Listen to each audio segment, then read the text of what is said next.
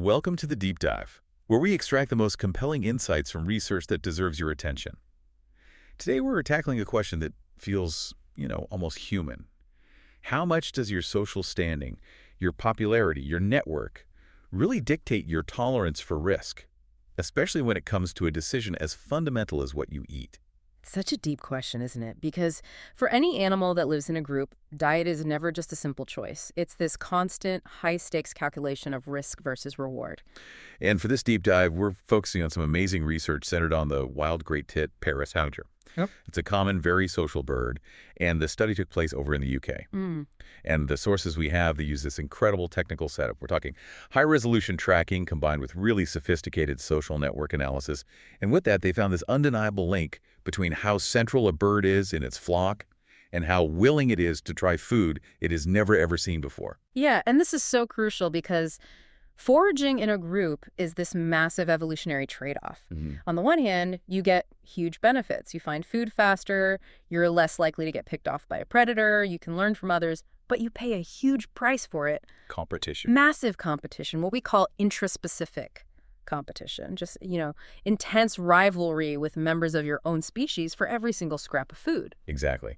So the researchers really wanted to know, do these highly social individuals, the ones who are facing this intense competition every single day, do they have a strategy to deal with it? So let's unpack this. Our mission is to figure out if being popular actually makes you a more adventurous eater, and maybe more importantly, why that might be an essential strategy for survival. And the core hypothesis they were testing is of a really elegant idea called niche partitioning. Yep. The thinking is, if you're constantly fighting for that same old, reliable, familiar food source, maybe your best bet is to, broaden your horizons, to expand your diet to include these novel, less contested foods. And that link between social position and this kind of diet expansion, it's been really, really hard to prove in a truly wild population. Until now. Okay, so let's talk about how they even observe this. Yeah. I mean, the sheer feat of it is incredible. To map out this bird society, they tracked 105 unique great tits. Each one was fitted with a tiny little RFID tag, and they followed them across 2 different feeding sites in Wytham woods. And when we say tracking, we mean high definition. These weren't just casual observations. They used specialized feeders that could scan an RFID tag 16 times a second. Wow, 16 times a second. It's an incredible amount of data. It's like giving every bird a personal ID card and then logging every single one of their interactions with that level of precision. And that allowed them to infer what they called flocking events, who was with whom and for how long. That data then feeds into the real game changer here, the social network analysis, or SNA. They didn't just, count how many birds showed up at the feeder. The study actually showed that those simpler metrics are basically useless for this question. They absolutely are. Instead, they focused on quantifying something called social network centrality, and specifically a metric they called weighted strength. And that's the key, isn't it? The weighted strength. It's vital. It means they cared less about how many birds you just happened to cross paths with and much, much more about the intensity and the consistency of your core social ties. So it's not about being acquaintances with 50 birds. It's about spending real quality time with a core group of 10. Quality over quantity, even in the bird world. Precisely. Weighted strength is a much more robust measure of that bird's social phenotype, how it actually operates in its social world. And the data was clear. The simpler measures, like just counting flockmates, they told them almost nothing. The real relationship only appeared when they used this high-resolution centrality measure. And here's where it gets really interesting. Once they'd figured out who the social stars were, they brought in the test. The setup was simple, but I think really brilliant.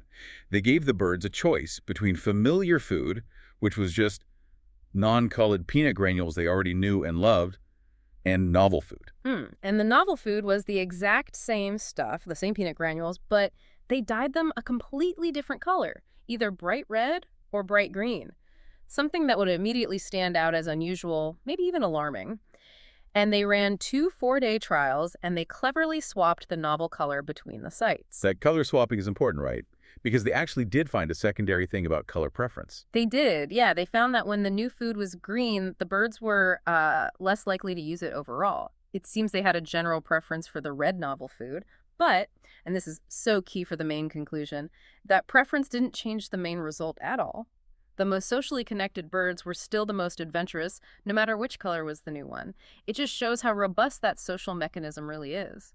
Okay, so before we get to the main result, we have to unpack these two layers of caution that animals show.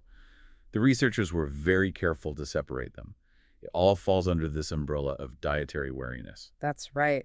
And dietary wariness is split into two really distinct things. The first is neophobia. Neophobia. That's the initial fear, right? That split-second hesitation, the bird on the branch, just sort of sizing up this bright red thing, trying to decide if it's a trap or just something new. And the second process, which is way more important for this study, is dietary conservatism. This is about the long-term choice. The willingness or the unwillingness to keep eating that new food after the initial fear has passed. This is what separates an adventurous eater from a conservative one. Now, this is where the data gets surprising. Yeah. You might think, okay, the popular central birds are just generally bolder, they're less neophobic. But that is not what the data showed at all. Not at all. In fact, neophobia was almost non-existent in this population. It was amazing. 92% of the birds they detected used the novel feeder during the trials. And get this, 95% of those birds used it on the very first day. The initial fear just wasn't a big factor for most of them. Okay, let's pause on that because that feels a bit counterintuitive. If almost everyone tried it immediately, how could we be sure they even saw it as risky or novel? Maybe they just saw peanuts. That's a fair question, and it's the challenge they had to address. But you have to remember the context. In the wild, conspicuous color, especially on a food item, is a huge warning flag.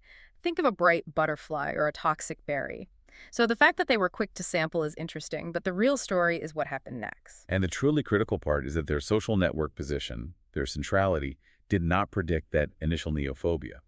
Being a loner, or the life of the party, had, well, no bearing on how quickly you decided to take that very first bite. This is a major insight. It simplifies everything. It proves that the link between being social and eating new food isn't driven by central birds just being, more exploratory or less scared in general. It's driven by a sustained strategic choice that happens after they've figured out the food isn't going to kill them instantly.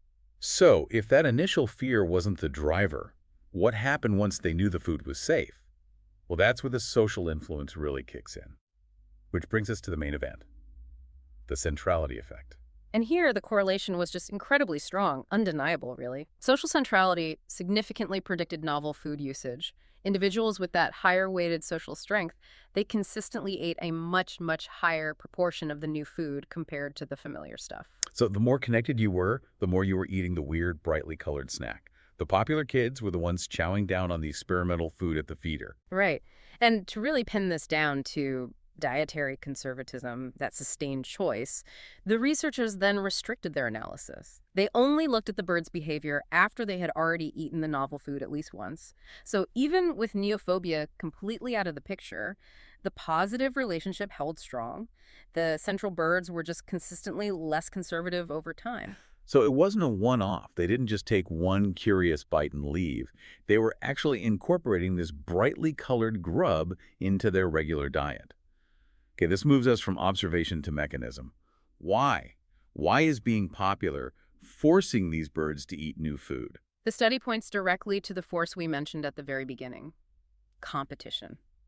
Highly social birds, the ones with high-weighted strength, are facing a constant higher competitive load. Every time they land on that familiar feeder, there's a good chance they're having to fight off rivals or just wait their turn. You're just constantly dealing with friction, burning energy just to defend your spot or wait for a chance to get the food you know is safe. Precisely. And so the strategic solution to that constant, intense, intraspecific competition is to be flexible. They expand their diet, they engage in that niche partitioning. They're essentially finding an uncontested side road to avoid the traffic jam on the main highway of familiar food. It's almost a cynical view of popularity, isn't it? That being well-connected forces you into riskier, less conventional behavior just to find a resource that isn't already mobbed. Well, it's a perfect demonstration of optimal foraging theory in action. The theory basically says that an animal's choices should always maximize its net energy intake. So think of a central bird. If it has to fight or wait every single time it wants a familiar peanut, its net caloric intake per hour is actually going down because of all that wasted time and energy. So for that highly social bird, taking a chance on the new, maybe slightly risky, but totally uncontested colored peanut, that actually maximizes its energy intake in the long run. It avoids all that costly social friction. Exactly. And conversely, think about the least social birds, the peripheral ones, the loners. They don't experience that same intense competition at the main feeder, so they can be incredibly efficient just exploiting the safe, familiar resource without needing to take the risk of trying something new. They have the luxury of being conservative. So being adventurous or conservative isn't just a personality quirk. It's a direct behavioral strategy, and it's tied to managing the costs that come with your specific position in the social network. That's the key takeaway. If you're on the periphery, your best bet is to stick with what you know because the cost is low. If you're highly central, your best bet is to find new resources because the competitive cost of the familiar stuff is just too high. What a fantastic piece of work. So this deep dive has shown us that in a wild population, a bird's social network position is a really powerful predictor of its long-term diet choices. And that this flexibility is driven not by a lack of fear, but by the cold, hard necessity of dealing with competition. And again, it's so important that they needed that complex network analysis to see it. If they had just counted friends or the average flock size, this fundamental link between social life and survival strategy would have been completely invisible. Absolutely. And this goes way beyond just what great tits eat. It does. It has these really profound implications for broader ecology and evolutionary biology. I mean, if the most social individuals are the adventurous consumers, the ones strategically willing to attack new conspicuous food sources, well, that connects directly to how prey evolve their defenses. You mean things like warning coloration? Exactly what we call aposematism.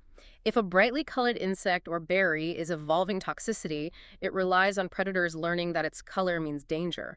Well, if the most central, most connected birds are the first ones to test these conspicuous prey, then the information about whether that prey is safe or dangerous could spread through the predator population way faster than if some loner on the edge of the network tested it.